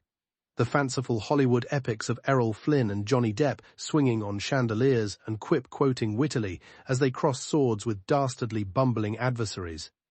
Against such a romanticized mythology, it can be difficult to imagine the filthy, scarred, desperate men who actually sailed and died under the black flag 3 centuries ago, chasing an improbable dream of freedom and fortune only to find mostly hardship, violence, and gruesome death instead. If the real Henry Avery or Charles Vane were alive today, they would likely find our glossy pop culture image of piracy to be at best superficial and at worst infuriating. However, history and human nature have a way of smoothing over the rough edges of the past and transforming it into something palatable, even noble and aspirational. We prefer our pirates to be dashing, misunderstood anti-heroes, not the starving, abused, and abusive fiends most of them actually were. Perhaps it's simply too painful to confront the abyss of human cruelty and desperation that piracy truly represented. Consequently, the salty old sea dogs of the Golden Age of Piracy continue to live on as legends. Their misdeeds and miseries expunged, their tattered garments and rotting teeth transformed into velvet waistcoats and gold caps. Boys will play at searching for buried treasure and walking the plank, while the restless ghosts of the real buccaneers howl and gibber, forever consigned to Davy Jones's locker. This is the legacy of piracy, a twisted funhouse mirror image that has long eclipsed the truth. As you drift off tonight, spare a thought for the real pirates of the Caribbean. Be glad you'll wake up tomorrow to a world where the skull and crossbones is just a spooky bedtime story, not a harbinger of the capricious brutality of life at the mercy of the seas and the selfish whims of men. As dusk fell on the Spanish port of Havana, a battered ship limped into the harbor. Her sails were tattered, her hull splintered by cannon fire. At her helm stood a grizzled man with a wild beard and a hardest stare. Captain Charles Vane had reached the end of his rope. Once a rising star among the pirates of New Providence, Vane was daring and ruthless, plundering scores of ships and amassing a fortune in gold. However, his very success had made him a target. The British Crown had placed a hefty bounty on his head, dead or alive. His former ally, the pirate hunter Benjamin Hornigold, relentlessly pursued him across the Caribbean. In his final months, Vane's fortunes had turned.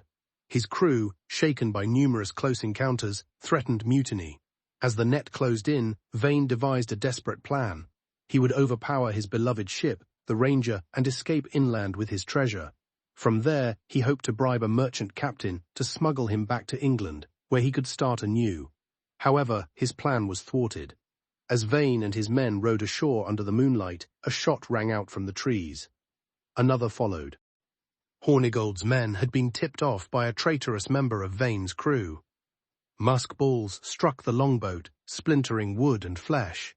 Vane dove overboard, leaving his treasure and his dying crewmen behind. For 2 grueling days and nights, an injured Vane struggled through the steamy jungle, evading search parties and enduring the agonizing pain of his wounds. Ultimately, exhaustion and blood loss claimed his life. Collapsing by a creek bed within sight of Havana's walls, his strength finally gave out. In his fevered dreams, Vane saw the faces of the men he had left behind, the loyal ones he had failed, the traitors he longed to punish. But when he awoke, it was to the sound of a pistol cocking in his face. A detachment of British soldiers, alerted by the Spanish authorities, had discovered his hiding place. Vane was shackled and brought back to Port Royal in chains to stand trial. The verdict, a foregone conclusion, was swift.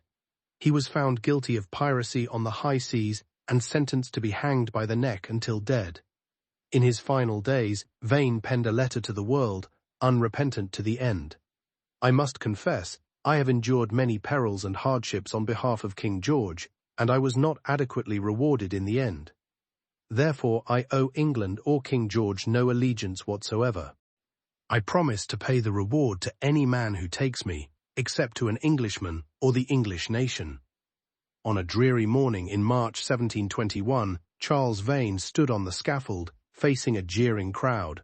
The noose was around his neck, and he requested his final words. With a defiant glare, he declared, "Damnation seize my soul if I give you quarters or take any from you." As the trapdoor dropped, Vane plummeted to his death, kicking and choking as the rope snapped. His body hung for days in Port Royal Harbour, serving as a gruesome warning to anyone who dared to follow the lucrative trade. However, even in death, Vane defied the expected outcome. According to local legend, his restless ghost lingered, haunting the sites of his most significant defeats. For the pirate captains who outlived Vane, his grim end served as a stark reminder of the consequences of their brutal lifestyle. One by one, the infamous outlaws of the Golden Age met similar fates. They danced the hemp and jig at execution docks or engaged in bloody last stands against superior forces. Blackbeard was shot down off North Carolina, and his headless corpse was thrown unceremoniously overboard. Bartholomew Roberts, the dreaded Black Bart, was felled by grapeshot off Africa, and his crew abandoned him. Charles Bellamy and Sam Bellamy, wealthy pirate lords, drowned in shipwrecks along with their plundered gold. By the late 1720s, the Golden Age of Piracy was fading into history. The European nations, their coffers depleted by pirate depredations, finally united in their determination to eradicate the scourge. Under pressure from the Royal Navy's pirate hunters and its growing fleet of agile sloops, the great pirate bands began to unravel. Their camps in Madagascar and New Providence were sacked, and their secret harbors were exposed. Scores of pirates were captured and executed, their sun-bleached skulls impaled on spikes as a public warning. Even those few pirate captains who managed to survive the crackdowns and cutlasses soon found their way of life untenable. By the 1730s, the old wooden merchant ships, heavy and vulnerable, were gradually replaced by sleeker, faster and better-armed vessels. At the same time, a peacetime lull had suffocated the maritime labor market, making recruits harder to find and less inclined to risk their lives. A world that had once grudgingly tolerated the sea dogs as a necessary evil now turned against them. Governors who had once turned a blind eye now adopted a zero-tolerance policy, swiftly arresting any brigand who dared appear in port. Wealthy merchants, their patience worn thin, hired private security in the form of armed merchant men, a scourge nearly as formidable as the pirates themselves. Gradually, the golden age of piracy waned and faded like a dying candle. A few stubborn holdouts like the notorious Edward Lowe continued to prowl the waves into the 1740s, but their existence became increasingly desperate and precarious, always teetering on the brink of betrayal or misadventure. As the age of sail gave way to the age of steam and the world's great empires carved up the map, the freewheeling world of the pirates passed into legend. In popular imagination, the swashbuckling rogues of the Caribbean acquired a romantic aura, their exploits celebrated in books, songs, and tall tales. However, the hard-living pirates, who had actually endured their brutal existence, knew better. For them, piracy had been a revolt born of desperation, a life of squalor, violence, and constant death, devoid of the glamorous elements often depicted in stories. When pirate captain Sam Bellamy told a captive that he and his men were Robin Hood's men, serving a crude form of social justice, the hostage scoffed openly. What could these scarred and haunted men possibly offer? Their backs flayed by the lash, their minds and bodies ravaged by hardship. What could their legend of the children's tales that made heroes of their kind possibly achieve? The theme park rides celebrating their blood-soaked freedom. The fairer sex that once shunned them as the most heinous villains now swooned for even the slightest hint of eyeliner and a tricorn hat. Irony of ironies, for these forsaken pirates in death, they had finally stolen the rarest prize of all, immortality. But you don't have to take my word for it. As you drift off to sleep tonight, imagine asking Blackbeard or Vane yourself. Picture yourself approaching Anne Bonny in a dimly lit, flea-bitten dockside tavern, offering her a mug of grog. A pirate's life, you say? You wink roguishly. Yo-ho-ho and a bottle of rum, you exclaim. But then you catch Anne's cold, rimmed eyes, a mix of pity and contempt. A look that speaks volumes. You don't know the half of it, landlubber. You don't know the half. And with that, we must allow Anne and her kind to return to their well-deserved rest. While the pirate mythos still holds a certain allure, the reality was a waking nightmare for those who lived it. So the next time you see a pirate flag fluttering in the breeze, take a moment to reflect on Vane, Bellamy, Bonny, Reed, and all the doomed souls who sailed beneath it. If you enjoyed our exploration of this hidden history, please give us a like and subscribe to stay updated. Until next time, this is your ordinary historian wishing you fair winds, safe passage, and a swift escape from the King's justice. Good night.